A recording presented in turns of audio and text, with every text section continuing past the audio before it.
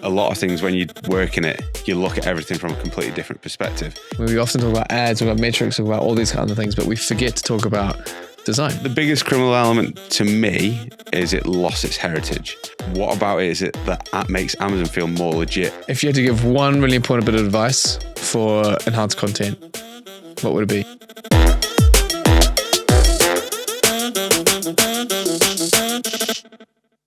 Hey squad, quick side note. We know that more than 80% of you are not subscribed. The more people who subscribe, the more content we can create for you. And the happier we'll be here.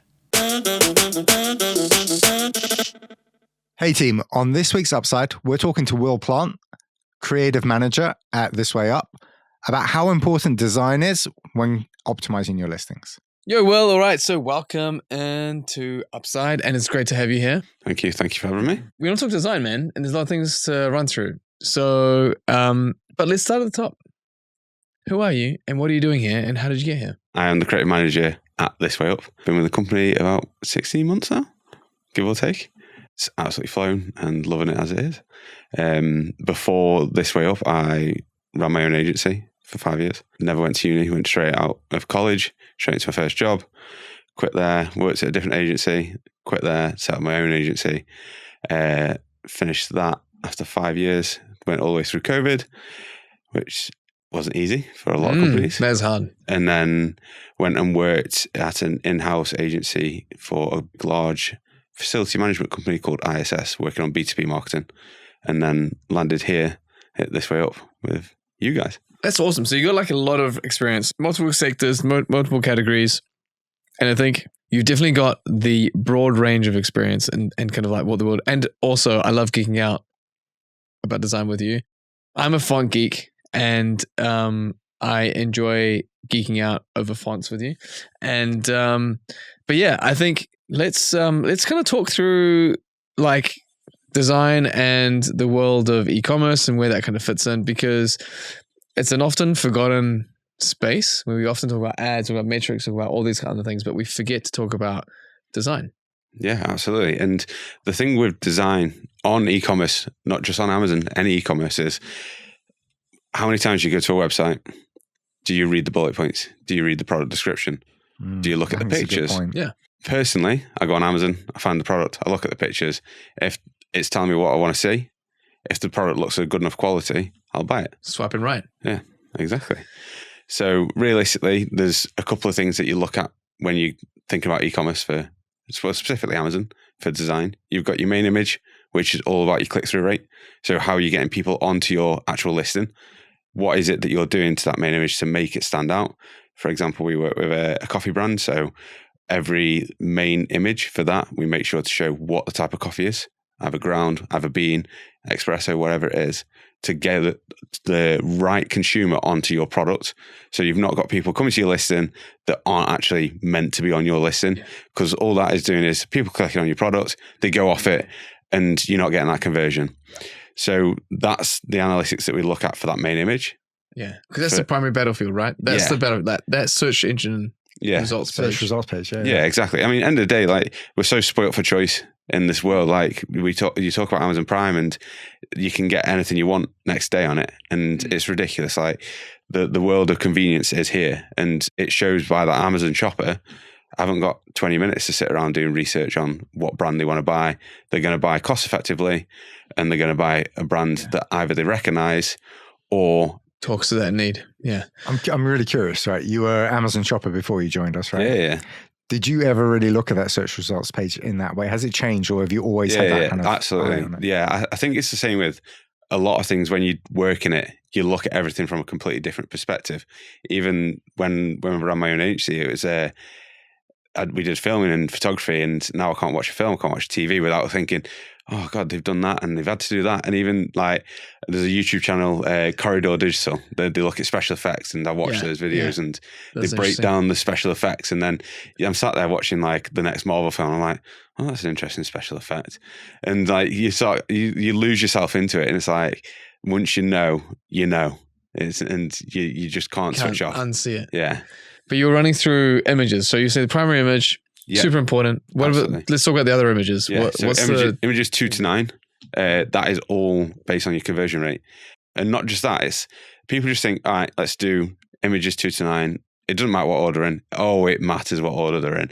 Because if you're putting your worst USP on image 2, why is it there? Yeah. I always talk a lot to our brand managers and say, what's your USP for this product? And to go, oh, it's a really good tasting coffee. What's stopping every other brand that's on Amazon saying that same selling point? And so it's no longer a USP, it's just an SP.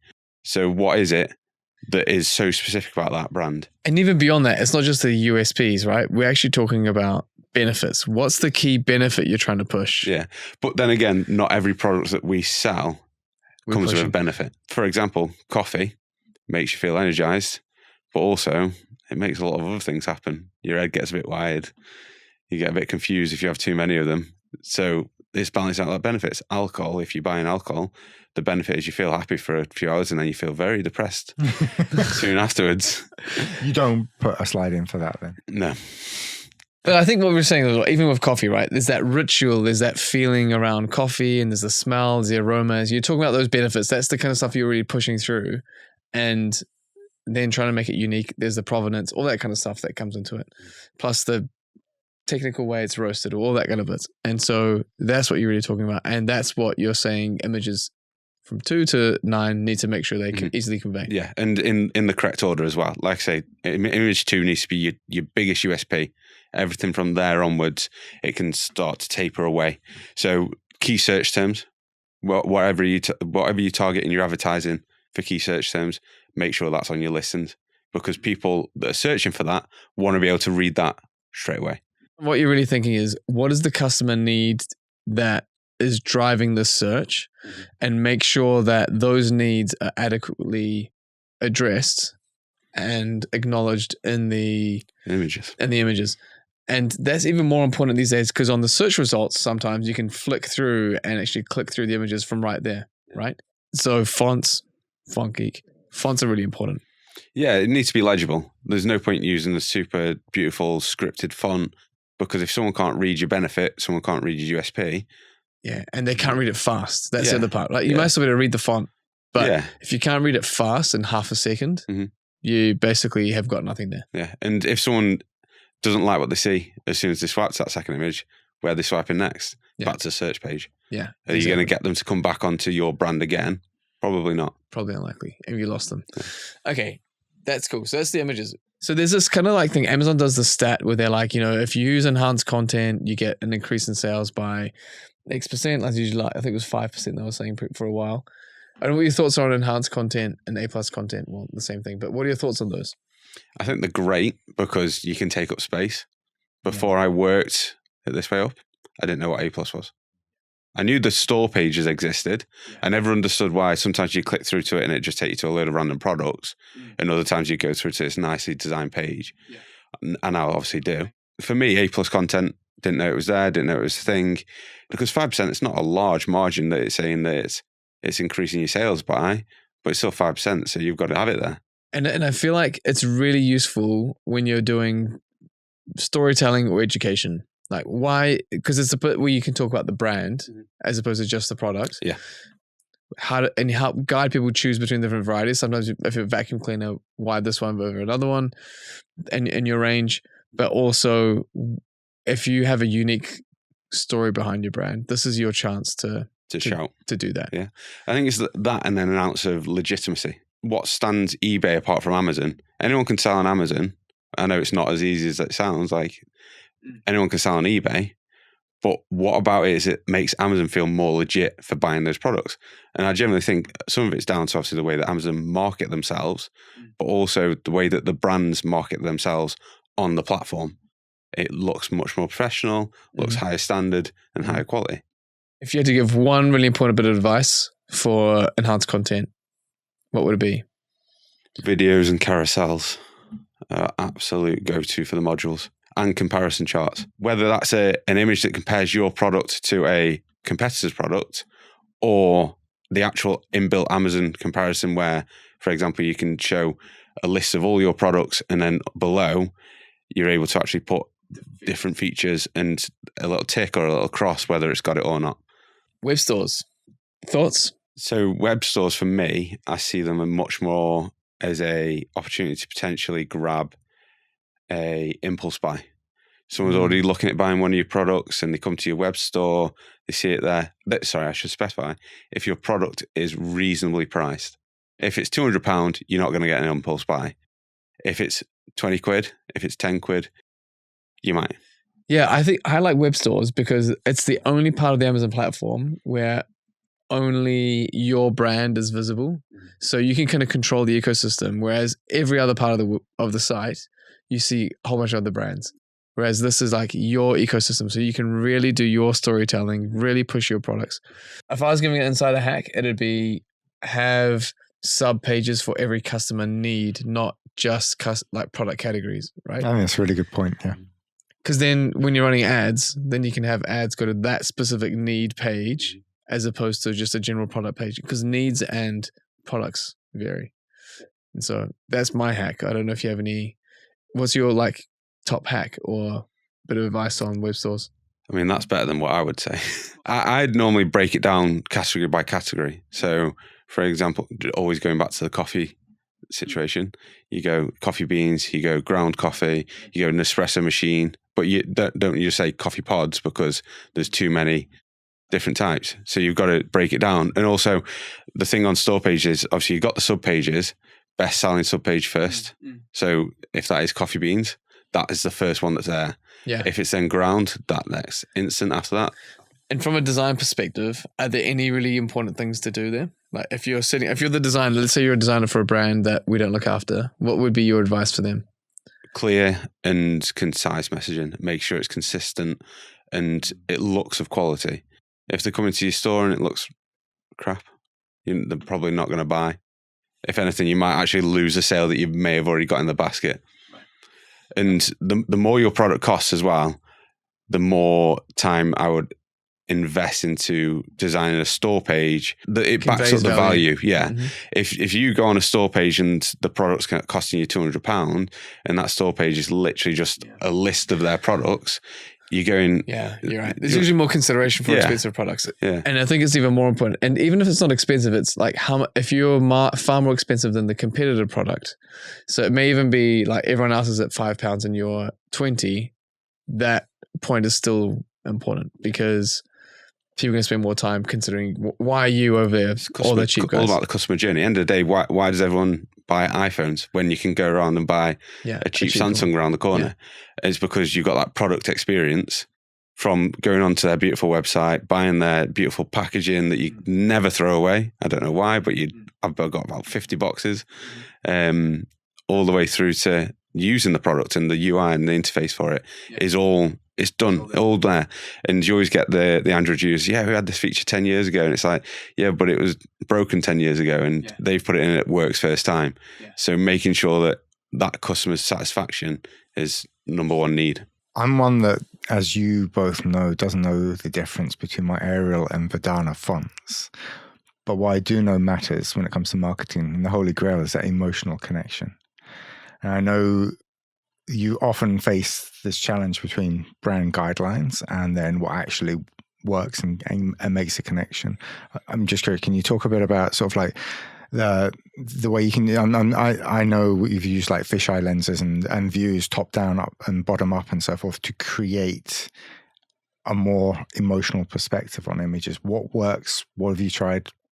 What should people consider? Well, I think the thing to think about straight away with it is when you market, you break it down into your funnels.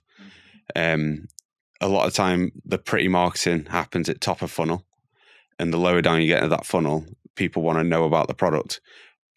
If someone's on your listing on Amazon, that is the very bottom of the funnel. You've basically got them there. All they need to do is purchase.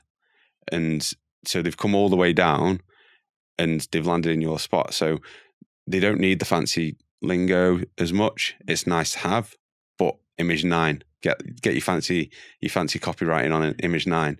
Images 2, 3, 4, that's where you've got to be telling them benefits. Punching. And like I say, benefits sell, features tell. Yeah.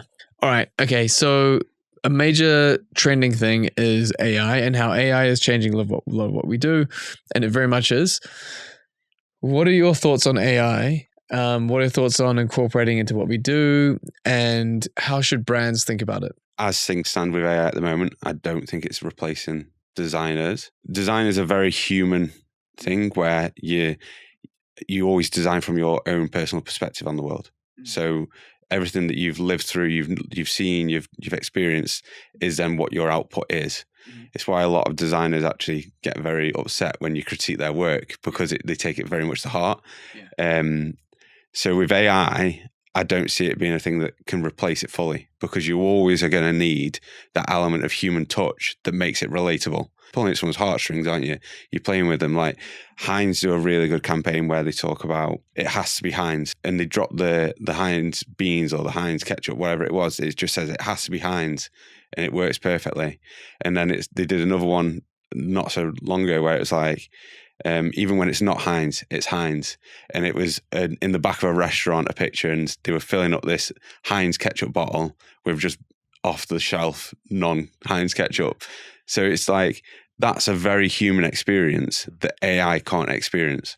We've seen some really cool designs that would have cost a brand loads to create. If they had to go out and shoot everything, get the models, get all their stuff together, would not have been able to do it. Could be out of their budgets or time budgets, both cash and time. But we were able to get that stuff together for them quickly using AI and then augment it. When machinery came around for agriculture, it didn't get rid of farmers. It just reduced the amount of farmers. And that's what I think at the moment there's a bit of a worry for a lot of designers, is that at the moment it is a saturated market where there's a lot of people out there, and it's at the moment it's not an easy area to get a job in. And AI is only lowering that barrier to entry more. When I was younger, it was, if you wanted to be a graphic designer, you had to be able to draw. Then it became, you have to be able to buy an Apple laptop. You have to be able to afford the software. Those were the barriers to entry when I was younger.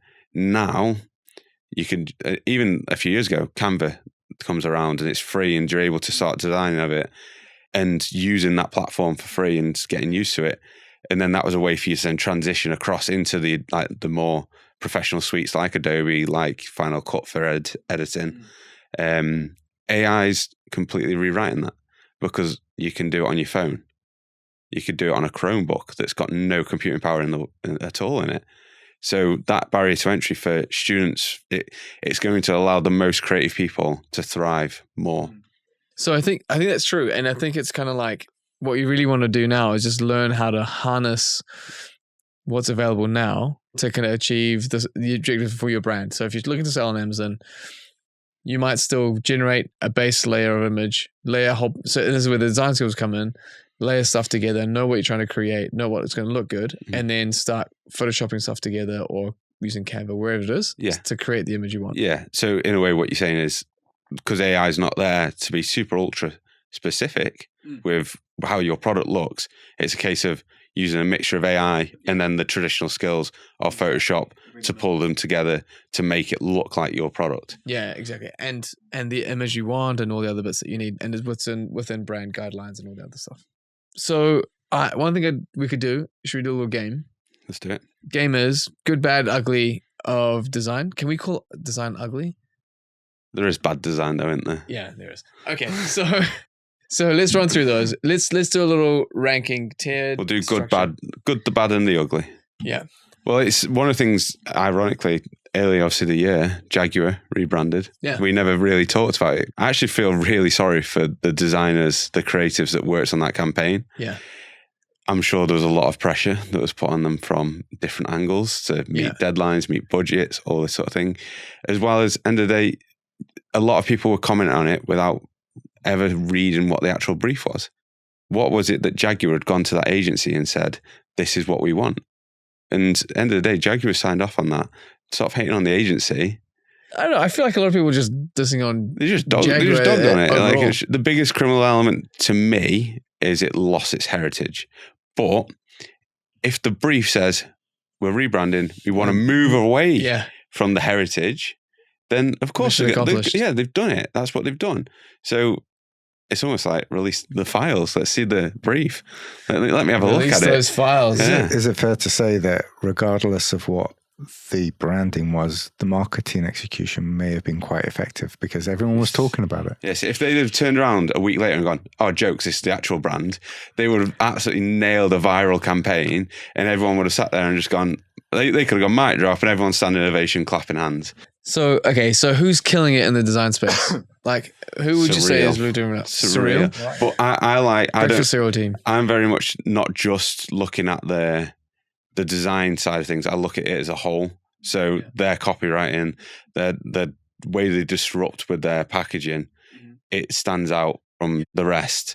They almost found it like the cereal market had fallen into this fad for ages where it's like you need to show this on the packaging, you need a mascot and all these sort of things. And they came in and they did some of those fads and some of those things, but they did it in a way that it stood out and it really stands them apart. I mean, we look at them in the social media and what they do, and they were like, oh, we've run out of budget this year, so we're just going to post a video, or like HR are off for this week, so we're going to have a joke with you and really just take the mick, and that's like fun. And I think that's what creative and design always is. It should just be a sense of play.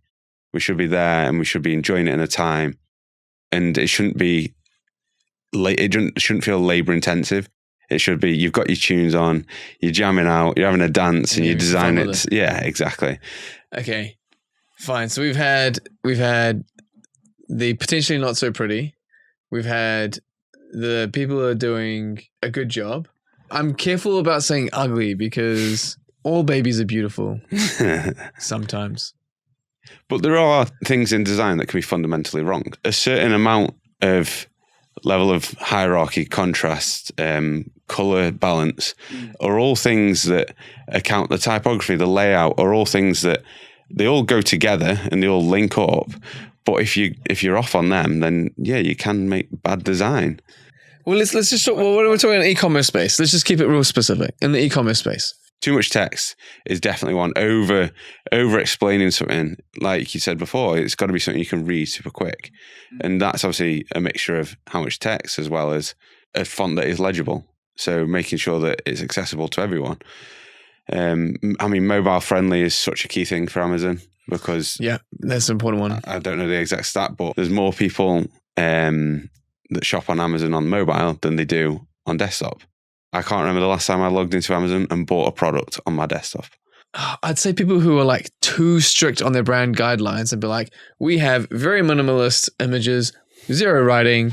You're right. Don't be too strict on your brand guidelines on e-commerce because, like we've talked, your fluff text, your really nice bit of copy, your amazing looking like renders and graphics can affect more than you think. You're a bit of a sell, right? So it's kind of like you have your brand guidelines. That's important, but they need to acknowledge. Get in the way. Well, they just need to acknowledge that it's a different platform with different buying journey and requirements. So you need to try and be, but incorporate that into the and not just that. The rules. Be open to A/B testing. Like it's there. Let's use it. Yeah, exactly. Absolutely. Like there's no reason why you shouldn't give it a go. If you think if one person goes, oh, we want to be really high level with this, we want to make it look like the bee's knees, amazing.